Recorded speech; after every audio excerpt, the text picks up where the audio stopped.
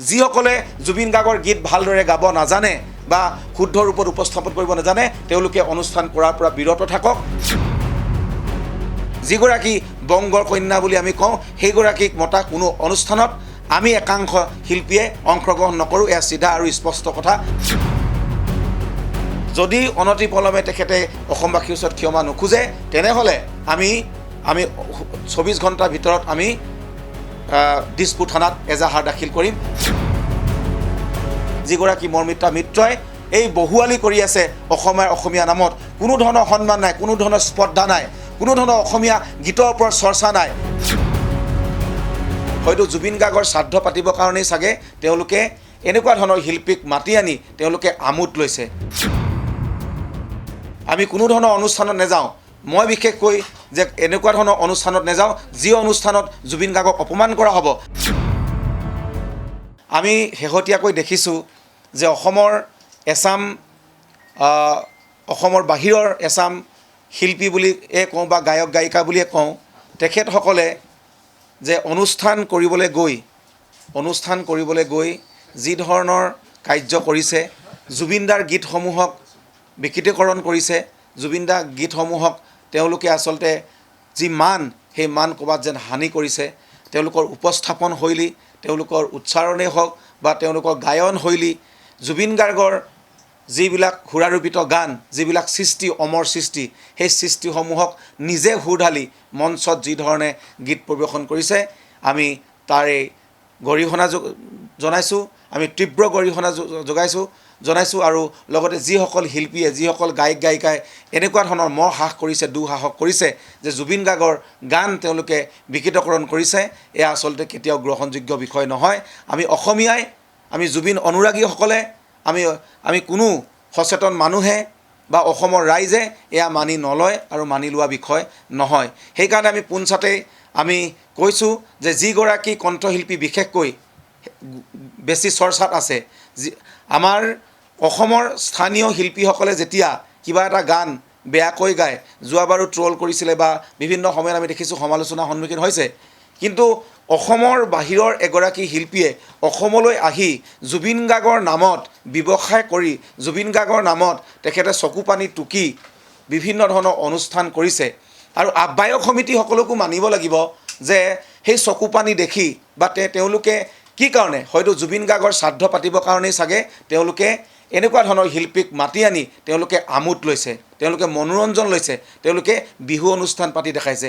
সেই আহ্বায়ক সমিতিসকলৰো দুখ আছে, যিসকল আহ্বায়ক সমিতিয়ে এনেধৰণৰ শিল্পীক আচলতে তেওঁলোকে উৎসাহ যোগাইছে, আচলতে এইবিলাক কৰিবৰ কাৰণে উচতাইছে বুলি ক'ব লাগিব।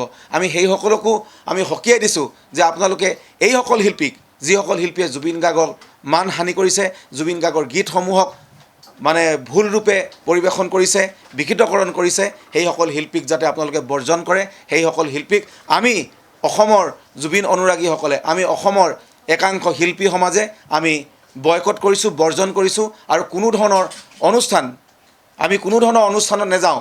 মই বিশেষকৈ যে এনেকুৱা ধৰণৰ অনুষ্ঠানত নাযাওঁ যি অনুষ্ঠানত জুবিন গাৰ্গক অপমান কৰা হ'ব, যি অনুষ্ঠানত সেনেকুৱা ধৰণৰ শিল্পী বা কণ্ঠশিল্পীক মাতি নি জুবিন গাৰ্গক অপমান কৰি কিনে তেওঁলোকে আমোদ ল'ব, তেনেকুৱা অনুষ্ঠান মই ব্যক্তিগতভাৱে আজিৰ পৰা বৰ্জন কৰিছোঁ। মই তেনেকুৱা ধৰণৰ অনুষ্ঠান নাযাওঁ। যিগৰাকী বংগৰ কন্যা বুলি আমি কওঁ সেইগৰাকীক মতা কোনো অনুষ্ঠানত আমি একাংশ শিল্পীয়ে অংশগ্ৰহণ নকৰোঁ। এয়া চিধা আৰু স্পষ্ট কথা।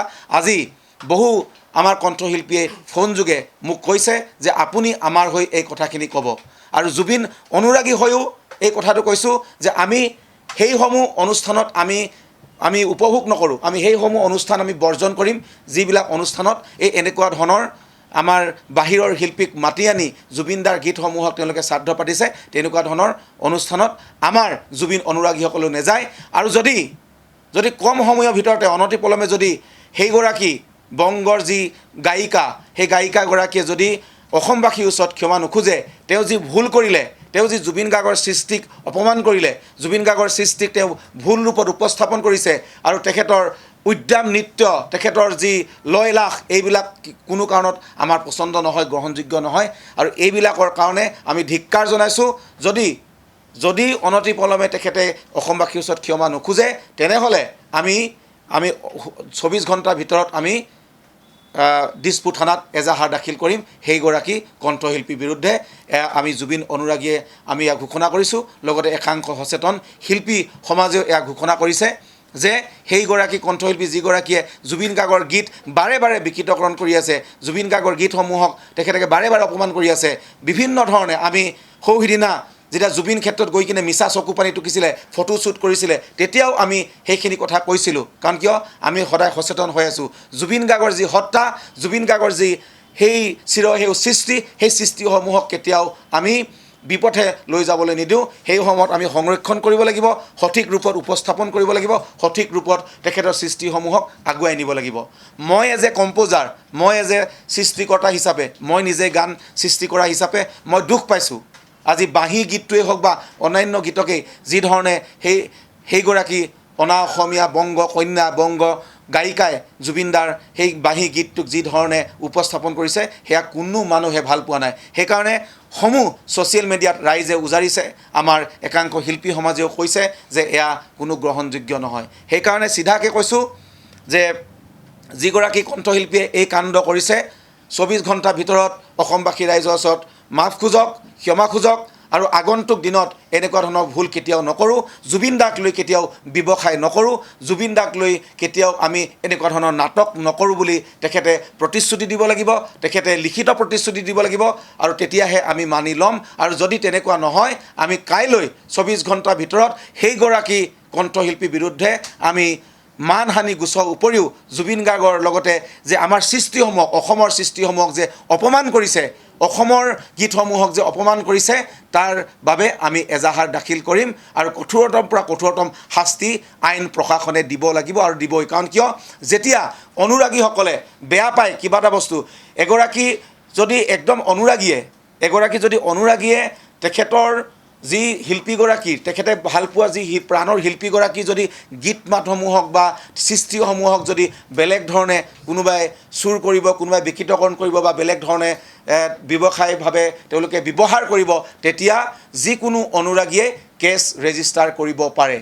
সৌসিদিনা যেনেকৈ আমি শিখা শৰ্মাৰ বিৰুদ্ধে আমি কেছ ৰেজিষ্টাৰ কৰিছিলোঁ, জুবিন গাৰ্গৰ ওপৰত লগতে পৰিয়ালৰ ওপৰত যি বিৰূপ মন্তব্য কৰিছিলে, তেতিয়া আমি তেখেতক কিন্তু কেছ ৰুজু কৰি আমি কেছ ৰেজিষ্টাৰ কৰি জেল হাজোতলৈ প্ৰেৰণ কৰিছোঁ। তাৰ উদাহৰণ আছে। আমি অনুৰাগী হিচাপে দিছিলোঁ, শিল্পী সমাজে দিছিলোঁ, সমূহ সচেতন নাগৰিক ৰাইজে দিছিল। আৰু ঠিক তেনেকৈ আমি সেইগৰাকী কণ্ঠশিল্পী যিগৰাকী মৰ্মিতা মিত্ৰ বুলি কয়, যিগৰাকী মৰ্মিতা মিত্ৰই এই বহুৱালি কৰি আছে অসমীয়া নামত, কোনো ধৰণৰ সন্মান নাই, কোনো ধৰণৰ স্পৰ্ধা নাই, কোনো ধৰণৰ অসমীয়া গীতৰ ওপৰত চৰ্চা নাই, কেৱল দুটামান জুবিন গাৰ্গৰ গীত গাই তেখেতে ইমান বা ল'ব খুজিছে।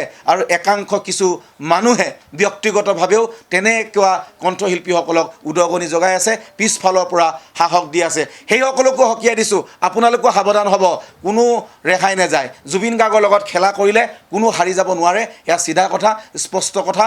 আৰু এইখিনি কথাই আজি স্পষ্টভাৱে আপোনালোকৰ আগত ঘোষণা কৰিছোঁ যে আমি জুবিন গাৰ্গৰ গীতসমূহক যাতে কোনো বিকৃতিকৰণ নকৰে। আৰু বাকী কণ্ঠশিল্পীসকলেও কৈছোঁ বা গায়ক গায়িকাসকলেও কৈছোঁ, যিসকলে জুবিন গাৰ্গৰ গীত ভালদৰে গাব নাজানে বা শুদ্ধ ৰূপত উপস্থাপন কৰিব নাজানে, তেওঁলোকে অনুষ্ঠান কৰাৰ পৰা বিৰত থাকক।